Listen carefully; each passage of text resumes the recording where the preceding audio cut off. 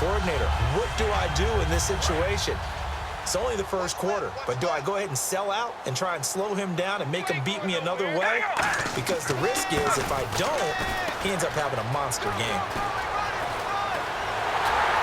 And he'll be taken down, but not before getting this inside the 30. He got 29 yards that time.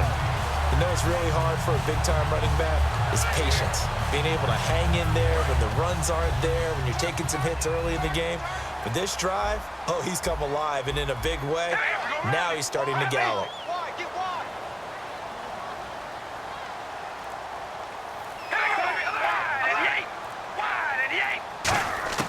Carr now on first down. Throwing for his running back, and he's got him complete. And they'll bring him down at the 18-yard line. It's a gain of 9 yards, and it'll be second and about a yard. He's already proven to be a factor in the running game on this drive. Now he gets involved in the passing game. I think what we're seeing here is the modern version of workhorse in the NFL, being able to run it and catch it with equal proficiency. Second down and just one. Possible run anticipation here as the D-line sandwiches together. Now Carr with a give to Murray. And a cut to the sideline. And he's brought down. That one good for 17 yards. And now they've got it first and goal. So let me make sure I have this right. He's already found the end zone once, and now he's ripped off a big chunk of yardage here on this one. His confidence is awfully high. So now I've got to put myself in the shoes of the defensive coordinator. Do I go ahead and sell out to try and stop him and force him to do something different? Or do I risk him having a big monster day against my defense?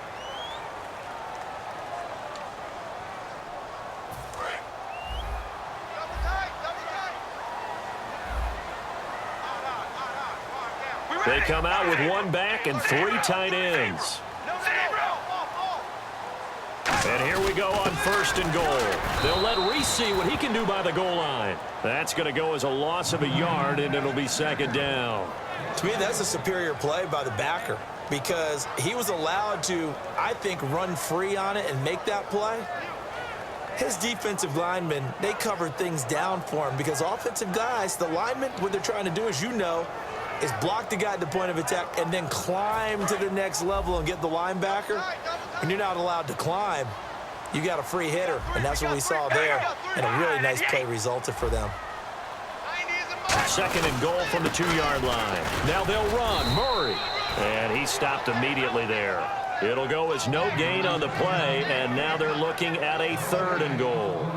His path became similar to almost running a stretch play, didn't it? Trying to find a crease, anywhere to put his foot in the ground and cut back. It just never materialized.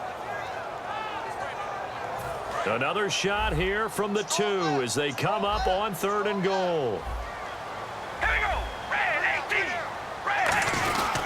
They'll run for it. This is Murray. What a stand so far defensively, and now that's going to bring up a fourth and goal. Partner, it's decision time now. I know it's still just the second quarter, but you have an opportunity to either kick the field goal or go for it and try and score a big-time touchdown. This is why the head coaches get paid the big bucks. So it's an old-school extra point, but certainly a disappointment that they couldn't get 6. Yeah, when you see 19-yard field goal in the box score, you kind of shake your head. But their head coach decided 3 was enough. On the return, it's Niall Davis. And he'll be brought down at the 23, make it the 24-yard line. And out come the Chiefs now. Last time they were out, they scored. Still trailing here, though, so some work to do. But it's okay in terms of mindset. Because they scored the last time, they're not quite as worried about being down on the scoreboard because now their confidence is a little bit higher. They feel like they've got something going, and they feel like they can attack again and put more points on the board. Are you scoreboard watching if you're the offense, or are you just focused on this drive? We wouldn't be telling the truth if we said that they didn't scoreboard watch. Everyone does it to some extent. But you've got to set it aside right now and just focus on this series. That'll take care of the scoreboard if they punch it into the end zone. So the offense now dealing with a 2nd and 7.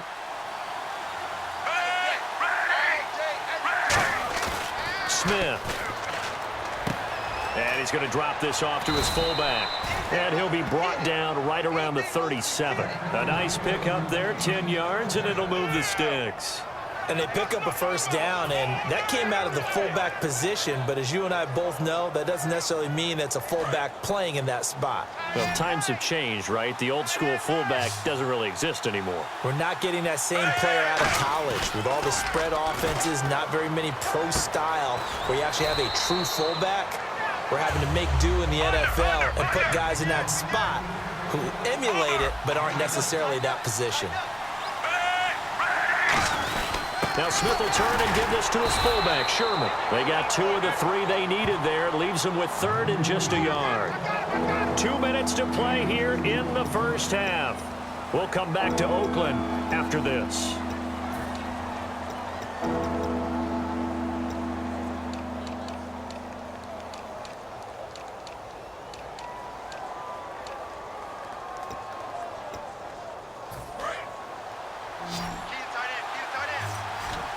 They come out 5 wide, 3 of them to the right side. Smith going to throw on 3rd and 1. And incomplete. The contact made the ball roam free and brings up 4th down. So many offenses want to include their running backs into their passing offense and be able to swing the ball out or check it down to them. But sometimes those guys are just not as comfortable catching the ball as they are running it. And how about this one now? In their own territory, a gutsy call. They're going to go for this on 4th and a yard. They are going for it. It's Smith. And it's complete to Kelsey. It's a 9-yard pickup on the play. And on 4th down, they're able to convert and move the sticks. And there's a completion to Travis Kelsey. I think he's starting to come into his own as a tight end and as a player. And that makes his quarterback, Alex Smith, really happy.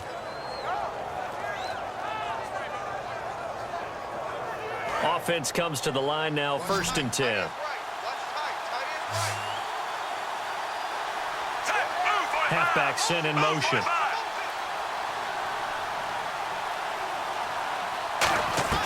On 1st and 10, Smith. Now he'll dump it underneath to his running back, complete. Give him 13 on the pickup there. And the Chiefs are going to have a first down. And this is why trying to cover the angle route is so difficult. Anyone playing the linebacker position, when they see a running back out of the backfield widen because he heads towards the flat first, oftentimes you widen too much and overcommit. He cuts up inside, and that's what we saw there. A nice pickup for a first down. He was trying to get it off to Jamal Charles there. And it'll be 2nd and 10.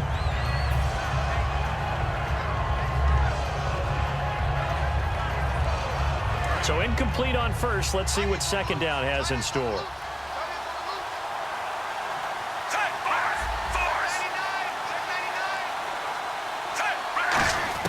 To the air again, Smith. A dump off for Charles. And he'll be brought down. Now whistles, and the Raiders are going to signal for a timeout. It's just their first, so they'll have 2 remaining here before we get to halftime.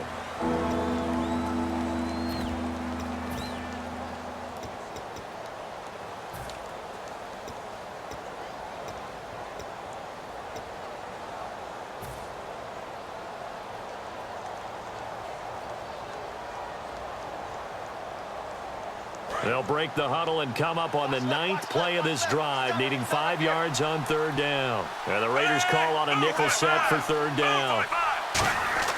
Throwing again is Smith. This one complete to his fullback out of the backfield. Give him 6 yards, and they do convert on 3rd.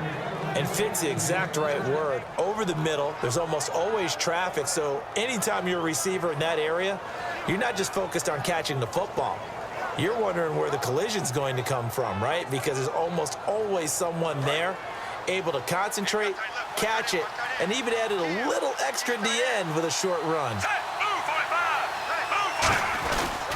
The first down carry here for Charles. And he's going to push his way down to about the 12. A nice run there, 9 yards, and it'll be 2nd down. I know the toss play begins with the guy taking the snap and turning around and tossing it to the runner.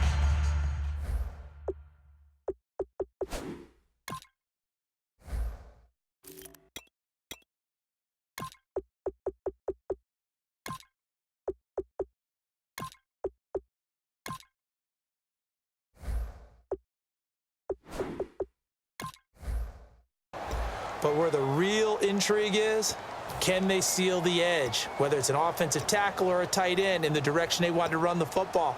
If they do that, that's the result that you get, that type of a gain. If they don't, oftentimes it's not a very successful play. Well, just play after play after play on this long drive for the offense.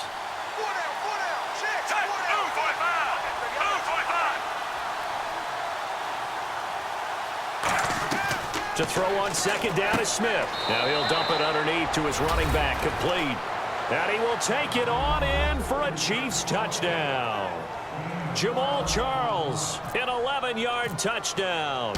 And the Chiefs are once again going to retake the lead. And he puts it through.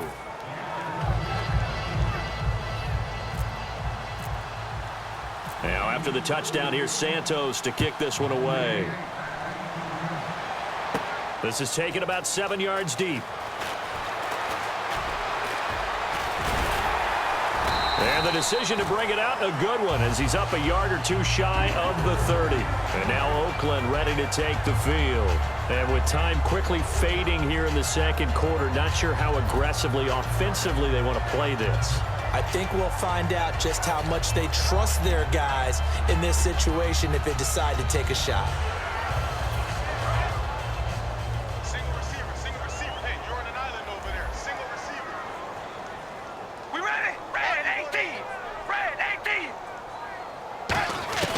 Throwing on first down is Carr. Sideline throw, that's caught. Amari Cooper. A very solid gain of 27. A great job pulling that one in from a guy, as we know, who can really blaze. He's got a lot of speed. And that speed can work for him so many different ways. Sometimes he just takes off and goes and just runs past people. Sometimes you get people to back off so far that you can catch everything underneath. But still, at some point in the game, you probably have to make some contested catches, right? Sometimes you have to go up and beat a defender for the football. He has that in his arsenal as well. Showed it right there. Hey, we're going to rally. Rally. We ready. First carry here for Taiwan Jones. A good run there on first down, and it'll leave them with a 2nd and 2. Now whistles come in. We're going to get a timeout here by the offense. So that means they're down to 1 remaining here as we head toward halftime.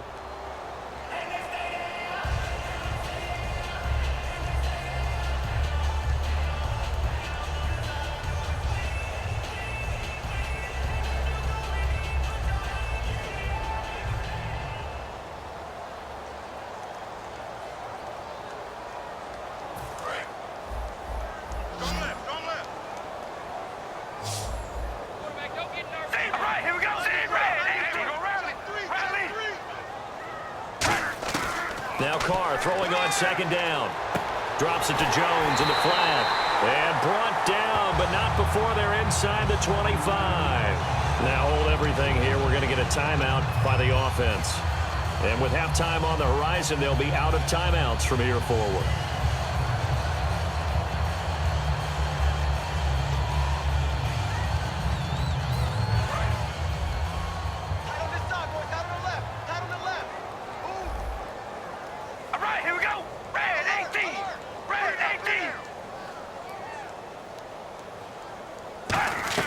Carr now on first down. He's going to go up top for the end zone. That'll be incomplete with 9 seconds now showing on the clock. In this situation, it's really tough to figure out how to defend because they have plenty of room to still take deep shots at the end zone as they just did there.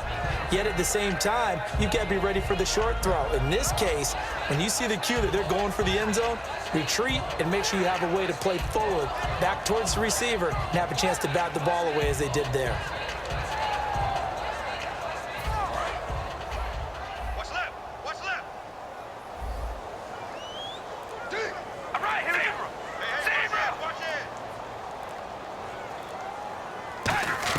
Back to the air on second down. It's Carr looking for the end zone. Looking for Crabtree, and it's intercepted. Picked off by the safety here, Ron Parker. And the Chiefs now getting set to go. And you got to think, if this is anything other than just taking a knee, I'd be very surprised. Yeah, they've got enough to talk about at the half. Why do anything else? Just get out of there. And with time running down, they go down to a knee.